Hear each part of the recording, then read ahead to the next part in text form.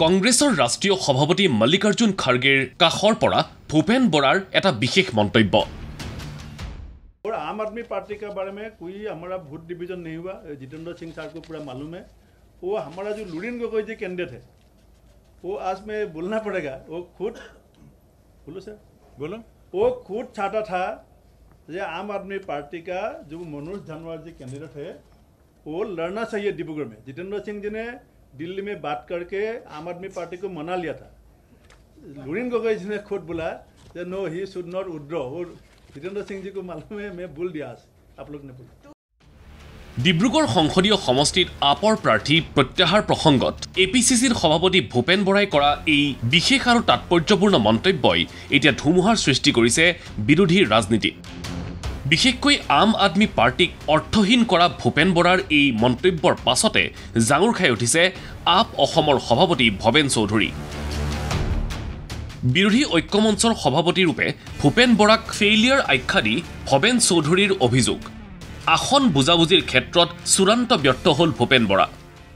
বিৰোধী ঐক্যমঞ্চৰ সভাপতি হিচাপে ভূপেন বৰা ডাঙৰীয়া ইতিমধ্যে ফেইলৰ হৈছে।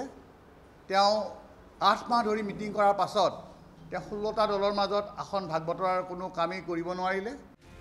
কোনখন সভাত ডিব্ৰুগড়ৰ আপৰ প্ৰাৰ্থী প্ৰত্যাহাৰ কৰিবলৈ কংগ্ৰেছ আৰু আপত সিদ্ধান্ত লৈছিল তাক ৰাজহুৱা কৰিবলৈ প্ৰত্যাহ্বান ভৱেন চৌধুৰীৰ। কিন্তু সেই সভাখন ক'ত হৈছিলে, কোন কোন আছিলে, এই কথা তেওঁ আজিও এতিয়াও ক্লিয়াৰিফিকেশ্যন দিব লাগিব আমাক। কাৰণ তেওঁ এটা বিভ্ৰান্তিকৰ পৰিস্থিতি সৃষ্টি কৰিছে অসমৰ ৰাইজৰ মাজত। আৰু এনেই তেওঁ আসন ভাগ বতৰাত তেওঁ ফেইলৰ হোৱাৰ পাছত তেওঁ যথেষ্ট সমালোচনাৰ সন্মুখীন হৈছে দলসমূহৰ পৰা আৰু ৰাইজৰ পৰাও। এতিয়া তেওঁ এনেধৰণৰ এটা বিভ্ৰান্তিকৰ পৰিস্থিতি সৃষ্টি কৰি আচলতে তেওঁ কি বুজাব খুজিছে এইটো আমি বুজি পোৱা নাই। সঁচাকৈয়ে বহুতে কোৱাৰ নিচিনা কংগ্ৰেছ দলটোৰ সভাপতিগৰাকীক বা তৃতীয় পক্ষই কণ্ট্ৰল কৰি আছে নেকি, এই প্ৰশ্নটো আজি তেওঁ উত্থাপন কৰিবলৈ আমাক আৰু ৰাইজক বাধ্য কৰাইছে। ভূপেন বৰাৰ মন্তব্যৰ আঁত ধৰি ভৱেন চৌধুৰীক সাংবাদিকৰ প্ৰশ্ন, আপে জিকিবৰ বাবে নহয় কাৰোবাৰ ভোট কৰ্তনৰ বাবেহে প্ৰাৰ্থী দিয়ে নেকি? উত্তৰ দিলে চৌধুৰীয়ে, আম আদমি পাৰ্টিয়ে জয়ী হ'বৰ কাৰণে ইলেকশ্যন খেলে, গতিকে আমি ডেফিনেটলি আমি আশা লৈ আহিছোঁ, কিন্তু জয়ৰ কাৰণে ৰাইজৰ ওপৰত নিৰ্ভৰশীল। আনহাতে আপ আৰু কংগ্ৰেছৰ কাজিয়া দেখি প্ৰতিক্ৰিয়া প্ৰকাশ কৰিছে বিজেপিয়ে। মন্ত্ৰী বিমল বৰাৰ দাবী, ডিব্ৰুগড়ত পৰাজিত হোৱাৰ কথা গম পাই ভূপেন বৰাই ফলাফলৰ পূৰ্বেই ছত্ৰভংগ দিছে। আচলতে কংগ্ৰেছে ইতিমধ্যে উমানেই পাইছে যে প্ৰথম পৰ্যায়ৰ 5খন লোকসভা নিৰ্বাচনত সকলোকেইখনতে যে হাৰিব, আৰু সেইকাৰণে এতিয়া যিকেইখনত পাৰে এখনত তেখেতসকলে বিভিন্ন কাৰণ উলিয়াই ছত্ৰভংগ দিয়াৰ এটা পৰিকল্পনা ইতিমধ্যে ৰচনা কৰি আছে, আৰু সেইটো যোৱাকালি ফাদিল হৈছে।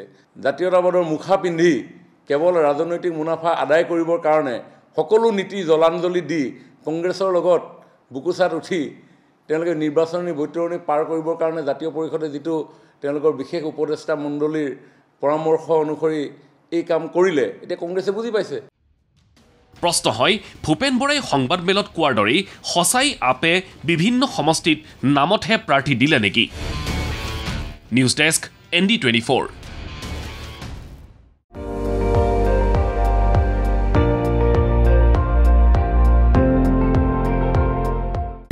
আপুনি চাই আছে ND24, সৰ্বশ্ৰেষ্ঠ নহয় সৰ্বোত্তমৰ দৌৰত।